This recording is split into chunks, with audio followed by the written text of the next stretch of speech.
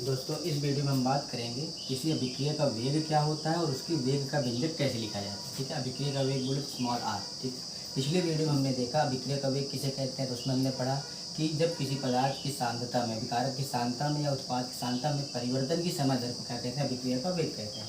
या हमने दूसरा क्या पढ़ा था परिभाषा, इकाई समय में अभिकारक की सांद्रता में होने वाले परिवर्तन को क्या कहते हैं, अभिक्रिया का वेग कहते हैं। और यह हमने क्या बताया था, या किसी रासायनिक अभिक्रिया में किसी पदार्थ के विघटन की दर या किसी पदार्थ के बनने की दर को उस अभिक्रिया का वेग कहते हैं। ठीक है, और उस प्रकार हमने देखा था अगर हमारे पास कोई अभिक्रिया में रिएक्टेंट कन्वर्ट हो रहा है प्रोडक्ट में, तो उस अभिक्रिया का जो वेग होता है वो क्या होता है, अभिक्रिया का वेग जो स्मॉल आर से बदलते हैं वो होता है अभिकारक की सांद्रता में परिवर्तन।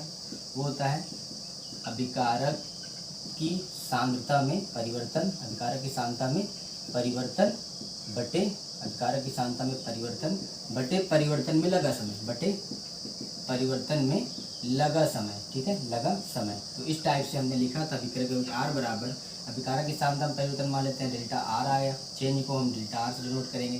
परिवर्तन में समय लगा डेल्टा टी है, इसलिए delta R upon delta T अभिक्रिया का वेग बताएगा। प्रोडक्ट बन रहा है इसलिए change in concentration of P divide by delta T. लेकिन अभिकारक की सांद्रता हमेशा घटती है, इसलिए जब आप जो है C2 minus C1 second concentration को फर्स्ट कंसंट्रेशन जब माइनस करोगे तो वैल्यू हमेशा क्या होती है, माइनस में आती है। इसलिए अभिकारक की सांद्रता को हम क्या करते हैं, चिन्ह के साथ, नेगेटिव साइन के साथ प्रदर्शित करते हैं। इसलिए अगर कोई अभिक्रिया इस टाइप से हो रही है तो अभिकारक की सांद्रता में परिवर्तन या उत्पाद की सांद्रता में परिवर्तन की समय दर क्या कहते हैं, अभिक्रिया का वेग कहते हैं। ठीक है, ये हमने पिछले चैप्टर लेक्चर में पढ़ रखा था। ठीक है, आज हम बात करेंगे अभिक्रिया का वेग और वेग का व्यंजक कैसे लिखा जाता है। ठीक है, तो अभिक्रिया का वेग हम समझ लिए, अभिक्रिया का वेग क्या हो गया। और यहाँ पर जो वेग का मात्रक होता है, यहाँ पर अगर हम बात करें वेग का मात्रक जो होता है वो होता है मोल प्रति लीटर, मोल प्रति लीटर प्रति सेकेंड। ठीक है, जिसको हम लिखते हैं अभिक्रिया का वेग का मात्रक होता है मोल प्रति लीटर प्रति सेकेंड। ये होता है अभिक्रिया का वेग का मात्रक। ठीक है, आज हम बात करेंगे कि इसे अभिक्रिया का वेग और वेग का व्यंजक कैसे लिखते हैं। ठीक है, तो ये हुआ अभिक्रिया का वेग और वेग कैसे लिखा जाता है, इसको हमने बता दिया। अब मान लेते हैं हमारे पास कोई अभिक्रिया है। ठीक है, तो सपोज जैसे हमारे पास क्या कोई अभिक्रिया ए कैपिटल है, ठीक है, small B capital B change होकर सी कैपिटल सी और डी कैपिटल डी बना रहा है, तो हमें इस अभिक्रिया के वेग का मात्रक और वेग स्थिरांक का व्यंजक लिखना है। तो ध्यान देना, इसलिए अगर हम अभिक्रिया का वेग लिखेंगे, इसलिए अगर हम इस अभिक्रिया का वेग लिखेंगे, अभिक्रिया का वेग आर बराबर लिखेंगे। ध्यान देना, इधर हमारा क्या है, ये हमारा अभिकारक है और ये क्या है, हमारा उत्पाद है। ठीक है, तो हमेशा हम जानते हैं अभिकारक की सांद्रता घटती है और उत्पाद की सांद्रता बढ़ती है। इसलिए अभिक्रिया का वेग का व्यंजक लिखने के लिए हम क्या करेंगे, जो इसके आगे नंबर आ रहे हैं ए और बी स्मॉल के साथ, इसको हम बटे में यूज करेंगे और अभिकारक होने की वजह से माइनस यूज करेंगे। और ए की सांद्रता में परिवर्तन को क्या लिखेंगे, ए की सांद्रता लगा के डेल्टा लगा देंगे। ठीक है, इस टाइप से अभिक्रिया का वेग लिखेंगे तो क्या लिखेंगे, -1/a change in concentration of A, मतलब ए की सांद्रता में परिवर्तन बटे लगा समय। ऐसे बी वाले के लिए लिखेंगे तो इक्वल लगाएंगे, ये बी वैल्यू आएगी माइनस में 1/b change in concentration of B divide by delta T. ऐसे अगर हम लगाएं सी क्या उत्पाद है, इसलिए उत्पाद के लिए हम साइन यूज नहीं करेंगे, नेगेटिव साइन का यूज नहीं करेंगे और जो नंबर आएगा वो कहाँ जाएगा, बटे में जाएगा और change in concentration of C divide by delta T. और चौथे वाले के लिए लिखेंगे तो क्या होगा, 1/d change in concentration of capital D divide by delta T.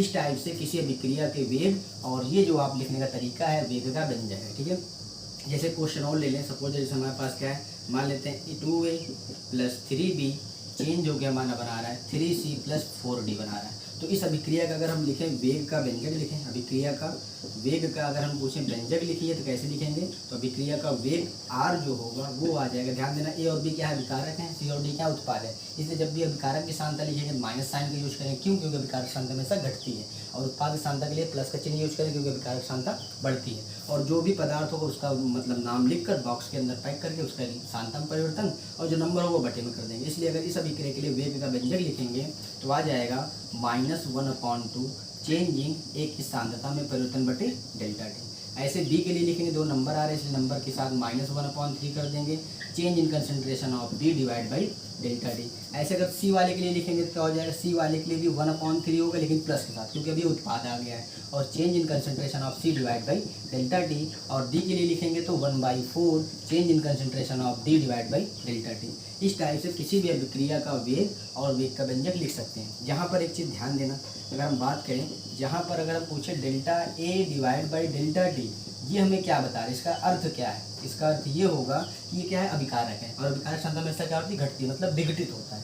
इसलिए जहाँ पर भी delta A upon delta T use करेंगे कंसंट्रेशन साथ, उसका मतलब होगा उस पदार्थ के विघटन की दर। इसलिए हम बोलेंगे ए के विघटन की दर, ए के विघटन की दर। विघटन क्यों की? विघटन मतलब कि अभिकारक और ये घट रहा है इसलिए। और अगर हम बोले delta B divide by delta T का क्या अर्थ है, तो इसका अर्थ ये होगा कि आपका जो डेल्टा बी है, बी भी आपका विकारक, इसलिए अभिकारक बी के विघटन की दर होगी, ठीक है, इसलिए बी के विघटन की दर होगी। लेकिन अगर पूछे delta C divide by delta T का क्या अर्थ है, तो डेल्टा सी देखो कंसंट्रेशन, ये क्या है, आपका उत्पाद है, इसलिए उत्पाद हमेशा क्या होता है, बनता है, इसलिए हम बोलेंगे इसका जो अर्थ होगा वो अर्थ है सी के निर्माण की दर, मतलब जो पदार्थ सी है इसके निर्माण की दर दिया रखा है, ठीक है। तो जब भी किसी पदार्थ की हम इस वैल्यू की बात करेंगे या ये वैल्यू जो बात करते हैं या ये वैल्यू, ये सब क्या होती हैं, उस पदार्थ के अभिकारक होगा विघटन की दर और उत्पाद होगा तो निर्माण की दर को व्यक्त करता है, ठीक है। तो अब इसका मतलब अभिक्रिया का वेग के व्यंजक लिखने में हम उसके कोएफिशिएंट का और उस पदार्थ के निर्माण या विघटन की दर के साथ यूज करके उस अभिक्रिया के वेग का व्यंजक लिखते हैं, और इस टाइप से किसी भी अभिक्रिया का वेग और वेग का व्यंजक लिख सकते हैं, ठीक है। एक क्वेश्चन और लेते हैं। जैसे हमारे पास आ गया कि एक क्वेश्चन आया कि हमने 2N2O5 लिया, ठीक है, कन्वर्ट होके 4NO2 प्लस O2 बना रहा है। अब आपसे हम पूछे नंबर 1, सबसे पहले अभिक्रिया का व्यंजक लिखिए, ठीक है। नंबर 1 अभिक्रिया के वेग का व्यंजक लिखिए, अभिक्रिया का वेग का व्यंजक लिखिए, ठीक है, व्यंजक बताइए। और दूसरा आपसे पूछ लें कि change in concentration NO2 divide by delta T का क्या अर्थ है, डेल्टा टी का क्या अर्थ है। तो हम देखो कैसे बताएंगे। तो सबसे पहले इसके अभिक्रिया का वेग का व्यंजक लिखेंगे, इसलिए वेग बराबर मतलब R बराबर हो जाएगा, अब 2 है तो इसलिए माइनस आएगा क्योंकि अभिकारक है, 1/2 में चला जाएगा। Change in concentration of N2O5 divide by delta T is equal to लगाएंगे। अब दूसरा उत्पाद है क्योंकि अभिकारक एक ही है, इसलिए अभी उत्पाद के लिए क्या करेंगे, 4 नंबर आ रहा है इसलिए 1/4 मतलब जो नंबर आएगा वो डिवाइड में जाएगा, बाकी उसी के साथ जो पदार्थ होगा उसकी सांद्रता को डब्बे में पैक करके परिवर्तन में बटे टी लिख देंगे, ठीक है, मतलब उसकी सांद्रता में पदार्थ में परिवर्तन बटे टी। और ऐसे ऑक्सीजन के लिए लिखेंगे तो ये भी प्लस में आएगा, 1/1 से लिखने से कोई मतलब है नहीं, लेकिन लिख देते हैं समझाने के लिए NO2 divide by delta T. इसी को हम लिख सकते हैं change in concentration of NO2 divide by delta T. अब यहाँ पर आपसे पूछेगा NO2 divide by delta T का क्या अर्थ है, तो ध्यान देना NO2 क्या है, आपका नाइट्रोजन डाइऑक्साइड है, और ये क्या उत्पाद है, इसका मतलब ये क्या होगा, बनेगा, इसलिए हम बोल सकते हैं, इसलिए NO2 divide by delta T का जो अर्थ होगा उसका अर्थ ये है कि NO2 के निर्माण की दर है, ये क्या है, NO2 के निर्माण की दर, मतलब जब भी किसी पदार्थ के विघटन की दर या निर्माण की दर देगा, इसका मतलब वो किसकी वैल्यू दे रखा है, ये दे रखा है। आगे बात समझ में, इसका मतलब ये होता है उस पदार्थ के विघटन या निर्माण की दर। जैसे अब अगर आपसे कह दे कि अभिक्रिया में NO2 के निर्माण की दर, जैसे अभिक्रिया में NO2 के कह दे रहा है निर्माण की दर, ठीक है, दे रखा है 2.5 × 10⁴ मोल प्रति लीटर प्रति सेकेंड है। इसका मतलब क्या है, ये दे रखा है किसकी वैल्यू, अभिकारक की सांद्रता में परिवर्तन की या उत्पाद की सांद्रता में, मतलब उस पदार्थ के निर्माण की समय दर, मतलब कि जब भी किसी पदार्थ निर्माण की या विघटन की दर देगा, समझ लेना है delta NO2 divide by delta T के फॉर्म में हम लिख सकते हैं, मतलब टी 2.5 × 10⁴ मोल प्रति लीटर प्रति सेकेंड। तो इस टाइप से किसी भी पदार्थ के निर्माण की दर कर देता है या विघटन की दर देता है, तो इसका मतलब वो किसकी वैल्यू दिया है, उस पदार्थ के डेल्टा अपॉन डेल्टा टी के सापेक्ष हम लिखकर उसकी वैल्यू निकाल लेंगे, और इस टाइप से ये लिखा जाता है। तो यहाँ तक आपको वेग और वेग का व्यंजक लिखने हुए समझ में आ गया। अब अगली वीडियो में एक क्वेश्चन और ले लेते हैं। जैसे हम आपसे कभी कभी क्या होता है, आयन मिल जाते हैं, ठीक है, और उस आयन का आपको कहता है अभिक्रिया का वेग का व्यंजक लिखिए, ठीक है। सपोज दैट जैसे यहाँ पर हमने रिएक्शन लिया कि 5Br माइनस प्लस